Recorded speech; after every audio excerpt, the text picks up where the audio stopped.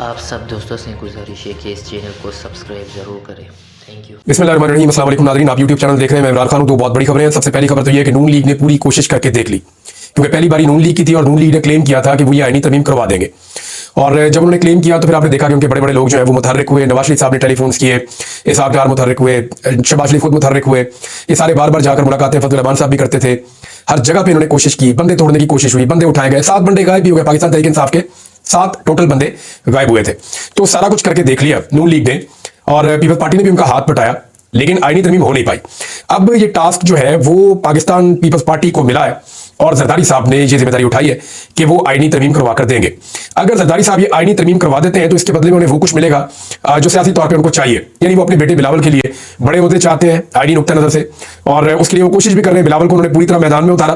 पहले नून लीगी प्रोग्राम्स में जाते थे, प्रेस कॉन्फ्रेंस करते थे, दावे करते थे, और अब जो है वो बिलावल प्रोग्राम्स में जा रहे थे, प्रेस कॉन्फ्रेंस कर रहे थे, साफियों से मुलाकात कर रहे थे, दावे कर रहे थे। तो बिलावल ने भी बड़ी कोशिश की, लेकिन जो हुआ वो ये है कि पहले नून लीग का डाटा गलत था, अब बिलावल का डाटा गलत है। मैंने आपसे कहा था ना, जब डाटा सामने आएगा तब पता चलेगा। बिलावल ने बार बार ये कहा कि आईनी अदालत इसलिए बननी चाहिए, यानी इंसानी हकूक पे तो वो बात ही नहीं करते थे, फौजी अदालतों पे बात ही नहीं करते थे। वो जो हसास मामला थे जो जुड़े हुए थे सिविलियन सुपरमेसी और इंसानी हकूक के साथ, उनके ऊपर तो बात नहीं करते थे। बात करते थे घूम घूम के आईनी अदालत के ऊपर। अब आईनी अदालत में बिलावल का जो सबसे तगड़ा आर्गुमेंट होता था वो ये होता था कि जनाब हम क्यों ना बनाए आईनी अदालत। 90% जो है time supreme court of Pakistan का आईनी मुकदमा सुनने में लग जाता है और 10% टाइम मिलता है बाकी मुकदमात को। ये बिलावल का दावा था, मैंने बार बार कहा ये मुमकिन नहीं है। हाँ, ये जरूर है कि मीडिया का 90% टाइम जो है वो आईनी मुकदमात को कवरेज करने में लग जाता है, क्योंकि वो ज्यादा कवरेज होती है उनकी। अदालत का ज्यादा टाइम नहीं लगता, मीडिया का ज्यादा लगता है। तो बिलावल ने गलत डाटा पेश किया। अब जो सही डाटा आया वो मैं आपको बता देता हूं। वैसे सही डाटा पता किसका होता है, मैं बताता हूं आपको। जिसने आईनी तरमीम या कानून साजी खुद उसके ऊपर काम किया हो ना, जिन सियासतदानों ने, उनका डाटा ठीक होता है। जिनको ये रेडीमेड मिली हो ना, बनी बनाई आईनी तरमीम उनके हवाले की गई हो, जैसे फॉर्म 47 पे बनी बनाई हुकूमत उनके हवाले की गई थी, तो फिर उनका डाटा ठीक नहीं होता। उनके आदाद-ओ-शुमार गलत होते हैं, क्योंकि एक काम उन्होंने किया ही नहीं, सिर्फ लाकर उनके हाथ पे पकड़ा दिया गया। अब क्योंकि एक काम उन्होंने किया ही नहीं, तो उन्हें उसके बारे में बेचारों को क्या पता है। बिलावल के ज़हन पे बिलावजह बोझ डाल रहे हैं। तो मामला यह है कि बिलावल का जो डाटा था वो गलत है। अभी फजल रहमान साहब की पार्टी ने जो एक आईनी तरमीम का मसवदा बनाया है, जो पाकिस्तान तहरीक इंसाफ के साथ मुशावरत के साथ बनाया है, और वो पाकिस्तान तहरीक इंसाफ को प्रोवाइड किया गया, उसकी कुछ चीजें बाहर भी आई हैं। उस आईनी मुसवदे में उसके हवाले से कोई डाटा भी है। कामरान मुर्तजा साहब ने बताया कि जी सुप्रीम कोर्ट ऑफ पाकिस्तान में टोटल 200 मुकदमे हैं आईनी नौइयत के, यानी जो आईनी नौइयत के मुकदमात हैं वो 200 है और बाकी मुकदमात 60,000 है। तो 60,000 के मुकाबले में 200 का मतलब आप समझते हैं, आधा फीसद से भी कम। कहां बिलावल का 90%, कहां आदाद-ओ-शुमार जो हकीकी है उनके मुताबिक आधा फीसद। तो बिलावल का जो नॉलेज आईनी अदालत और आईनी मुकदमात के हवाले से था, वही नॉलेज उनका नजर आया बाकी मामलात में भी। और जब उनको जर्नलिस्ट मिले तो वहां वो बहुत बुरी तरह एक्सपोज हुए। अब टीवी टॉक शोज में तो एंकर थोड़ा सा उनको फ्री हैंड भी देते हैं, उनको बात करने भी देते हैं। दूसरा, वो अपना विक्टिम कार्ड जो है वो अपनी जबान की नोक के ऊपर रखते हैं। एकदम जरा उन्हें कुछ पूछने तो वो सिंध की सियासत शुरू कर देते हैं, अपनी पुरानी शहादतों को गिनवाना शुरू कर देते हैं। वो ये नहीं बताते कि इस वक्त उनकी जमात पाकिस्तान में किस किस्म का जुल्म कर रही है और उसका हिस्सा बनी हुई है। अब इसकी वजह मकसद क्या देंगे, आपको समझना पड़ेगा कि एक आईनी तरमीम अगर सियासतदानों ने बनाई नहीं, या उनको उसकी अलिफ बे का नहीं पता, तो उसको पास क्यों करवाना चाहते हैं। 3 वजूहात है। पीडीएम की जो हुकूमत है उसके पास 3 वजूहात है आईनी तरमीम पास करवाने की। नंबर 1, इमरान खान को लंबे अरसे तक अंदर रखो। नंबर 2, जो जाली फॉर्म 47 है उनके ऊपर जो हुकूमत बनी हुई है उसको बचाओ ताकि धांधली ना पकड़ी जाए। नंबर 3 नंबर चीज ये है कि जो करप्शन के केसेस हैं उनसे जान छूटी रहे, वो दोबारा खुले ना। अब ये जो धांधली में पर्दा वाली बात है, ये तो ख्वाजा आसिफ ऑन एयर आके टीवी पे कह रहे हैं कि जनाब हमें खतरा है कि अगर ये वाले चीफ जस्टिस ना रहे तो 26 अक्टूबर से हमारे मामला खुल जाएंगे, और ये हल्के खुल जाएंगे। हल्के खुल गए तो हमारी धांधली पकड़ी जाएगी और लड़ाई किसी और नहज पे पहुंच जाएगी, और हम चाहते हैं कि ऐसा ना हो। राणा सनाउल्लाह साहब भी यही बातें कर रहे हैं। इसीलिए बिलावल भी कहते हैं कि जनाब 25 से पहले सारा कुछ हो जाना चाहिए। अब जब मायूसी आई है तो बिलाखिर बिलावल ने भी अपने आप को पीछे हटाना शुरू कर दिया है और इससे भागना शुरू कर दिया आईनी तरमीम से, क्योंकि बिलावल ने जो स्टेटमेंट अब दिया है उससे अंदाजा होता है कि बिलावल कह रहे हैं ये तो हुकूमत का काम है, हुकूमत कर रही है और हुकूमत के ऊपर चीजें डाल रहे हैं। ये नहीं उन्होंने कहा कि हुकूमत 25 अक्टूबर से कबल आईनी तरमीम मंजूर करा लेगी, और उन्होंने कहा कि आईनी तरमीम के लिए टाइमलाइन का मसला नहीं है, हुकूमत जल्दी घबरा जाती है। बिलावल खुद हुकूमत है, लेकिन अब देखिए हुकूमत को डिसऑन कर रहे हैं। हुकूमत बिलावल के वोटों के बगैर नहीं बनती, he is part of the government, लेकिन वो ये कह रहे हैं कि हुकूमत जल्दी घबरा जाती है। सियासत में जो डर गया वो मर गया। 25 अक्टूबर से कबल तरमीम मंजूर करा ली जाएगी, क्योंकि अब इन्होंने जिम्मेदारी ली हुई है। उन्होंने कहा इस बात से कोई फर्क नहीं पड़ता कि चीफ जस्टिस कौन होगा, ना ही तरमीम के लिए कोई डेडलाइन है। ताहम इस बात को जरूर फर्क पड़ता है कि किसी भी चीफ जस्टिस का तर्ज अमल इफ्तिखार चौधरी जैसा नहीं होना चाहिए। वो इफ्तिखार चौधरी तो बहुत बेहतर थे। जो अभी हुआ पाकिस्तान में जो कुछ लोगों के साथ, इसका तो अब तसव्वुर भी नहीं कर सकते। बिलावल ने कहा कि मौलाना फजल रहमान आईनी अदालत और अदालती इस्लाहात से मुत्तफिक है, ताहम तरमीम के मुसवदों पर मुशावरत जारी है। अब यहां पे भी बिलावल का नॉलेज कम है। मौलाना फजल रहमान साहब ने आईनी अदालत की बात नहीं की अपने मुसव्वदे में, उन्होंने बात की आईनी बेंच की कि आप सुप्रीम कोर्ट में जजेस की तादाद बढ़ा लें, लेकिन जो टॉप 5 जजेस हैं उनका एक मुस्तकिल बेंच बना देंगे। जब भी कोई आईनी नौइयत का मुकदमा आएगा तो ये जजेस सुन लिया करेंगे, और जूनियर जजेस को वो चीफ जस्टिस बनाने के हक में भी नहीं है। वो बहुत लंबा चौड़ा मामला है, वो मैंने आपको पिछले एक वीलॉग में बताया था कि एक्चुअली वो क्या चाह रहे हैं। अब बिलावल अपनी ड्यूटी कर रहे हैं, लेकिन इसके बावजूद उनको थोड़ा थोड़ा पीछे भी हटना पड़ रहा है। उन्हें नजर आ रहा है कि बंदे पूरे नहीं हो रहे। बंदे पूरे क्यों नहीं हो रहे, मैं आपको बताता हूं।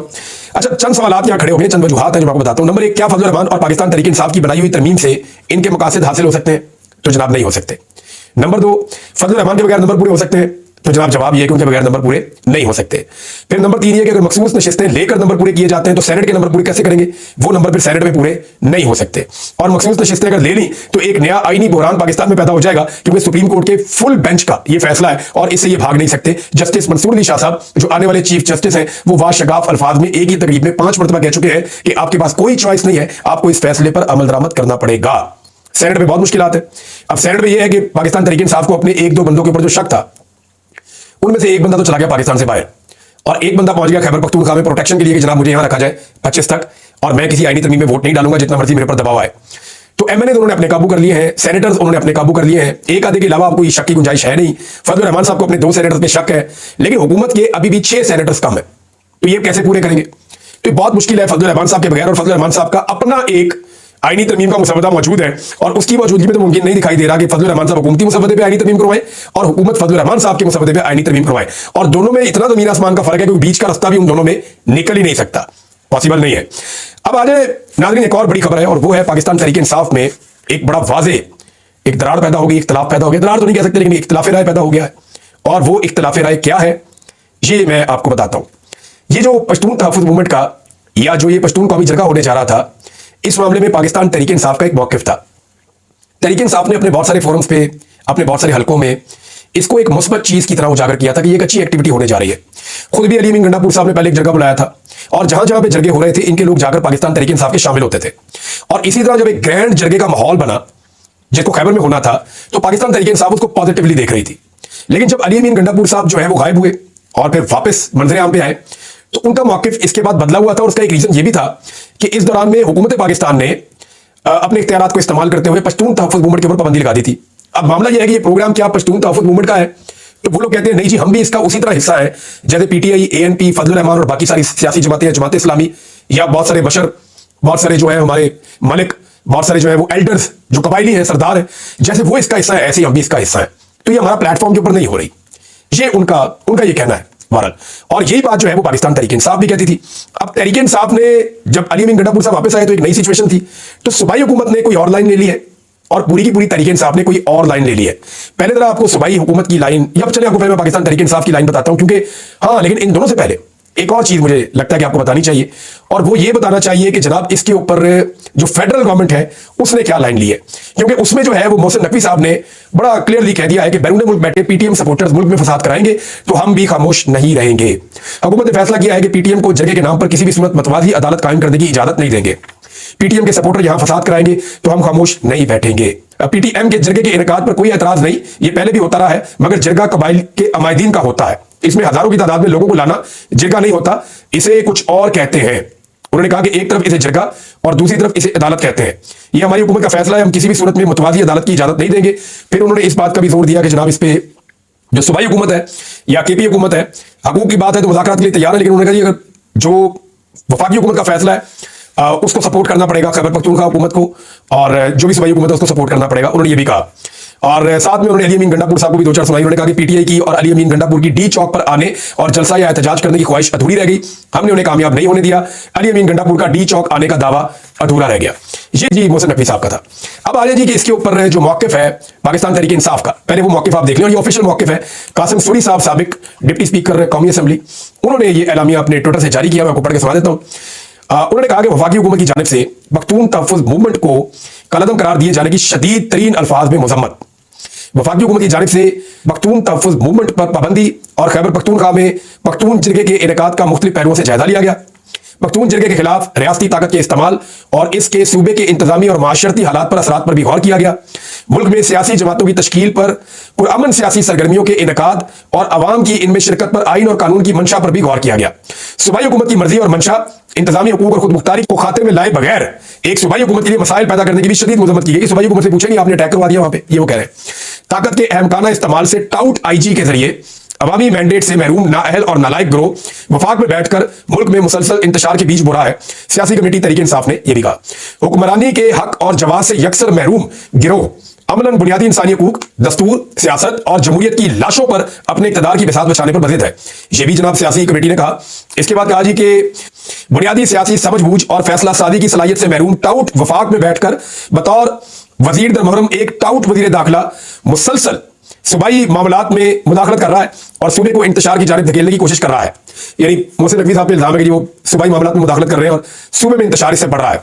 सियासी मामलात का हल अंधी ताकत से करना आमरीत की रवायत है। आमरीत के किसी माकूल सोच से आरी गुमाश्ते हालात संभालने की बजाय इनमें मजीद पेचीदगियां पैदा कर रहे हैं। पख्तून तहफ़्फ़ुज़ मूवमेंट पर पाबंदी किसी मसले का हल है न ताकत और तशद्दुद के जरिए बुनियादी सियासी हुकूक को सलब करने की किसी तरह हमायत कर सकते हैं। वो तो पूरी ताकत से साथ खड़े हो गए जो कौमी जरगा उसके साथ पाकिस्तान तहरीक इंसाफ। अकल से पैदल मैंडेट चोर और उनके रियासती सरपरस्त मौला जट मिलकर मुल्क में अनारकी और तबकाती कशमकश को हवा देने की बजाय आइन और कानून और रूल्स ऑफ बिजनेस का एहतराम करें। आइन और कानून के तहत कायम सियासी जमातों को कलदम करार देने की रस्म बद को तर्क करके मुल्क में तहजीब और कानून के दायरे में पुरअमन सियासी अमल के फरोग का माहौल पैदा किया जाए। खैबर पख्तूनख्वा के अवाम ने हुकूमत और फैसला साजी का मैंडेट तहरीक इंसाफ को सौंपा है। सूबाई हुकूमत किसी भी तखसीस और इम्तियाज के बगैर सूबे के अवाम के आईनी और कानूनी और जमहूरी हकूक के तहफ़्फ़ुज़ को और उनकी फलाह बहबूद को यकीनी बनाए। इंतजामी उमूर में गैर कानूनी और गैर मजाज मुदाखलत न सिर्फ ये कि कबूल ना की जाए बल्कि हरगिज़ इसकी इजाजत ना दी जाए और इसके मुर्तकिब अनासर का कानून के तहत मुहासबा किया जाए। ये जी पाकिस्तान तहरीक इंसाफ का अगर आप ये सुने और इस पर गौर करें तो तहरीक इंसाफ तो पूरी ताकत के साथ खड़ी हो गई है पश्तून कौमी जरगे के साथ। वो तो कह रहे हैं इसको करवाओ। अब मुशीर इत्तलात है खैबर पख्तूनख्वा के बैरिस्टर मोहम्मद अली सैफ, उन्होंने कहा कि चूंकि वफाकी हुकूमत ने इंसदाद दहशतगर्दी एक्ट के तहत पख्तून तहफ़्फ़ुज़ मूवमेंट को कलदम करार दे दिया है, इसलिए इसे किसी सियासी इज्तिमा या जलसे जुलूस की इजाजत नहीं दी जा सकती।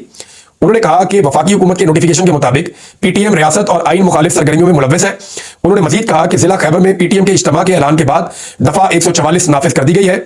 आज कलदम तंजीम ने इज्तिमा की कोशिश की जिस पर पुलिस से तसादुम और नाखुशगवार वाकयात पेश आए। उन्होंने कहा कि वज़ीर खैबर पख्तूनख्वा ने फौरी तौर पर जिला खैबर के मुंतखब अरकान उनको बुलाया और उनकी हिदायत पर कबायली अमायदीन और फ्रीकैन से मसले के पुरअमन हल के लिए राबते किए हैं।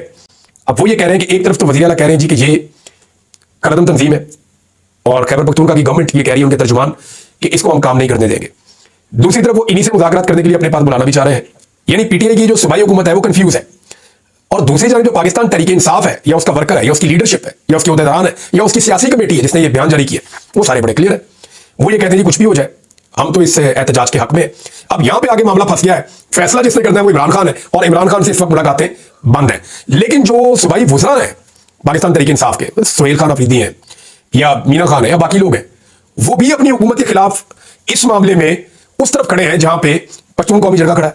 तो ये एक अजीब सिनेरियो पैदा हो गया पीटीआई के लिए। अली अमीन गंडापुर साहब के लिए इतनी मुश्किल सूरत उनके पूरे सियासी करियर में नहीं आई होगी। अब अगर वो पॉपुलर वॉइस के साथ जाते हैं तो इक़्तिदार जाता है और अगर वो पॉपुलर वॉइस के अगेंस्ट जाते हैं तो उनकी मकबूलियत को डैमेज होता है और इस सूरत में उन्हें बड़ा सियासी नुकसान भी हो सकता है। देखते हैं इसमें से और क्या निकलता है। तब तक के लिए इतने अपना ख्याल रखिएगा। अपने चैनल का भी अल्लाह हाफ़िज़।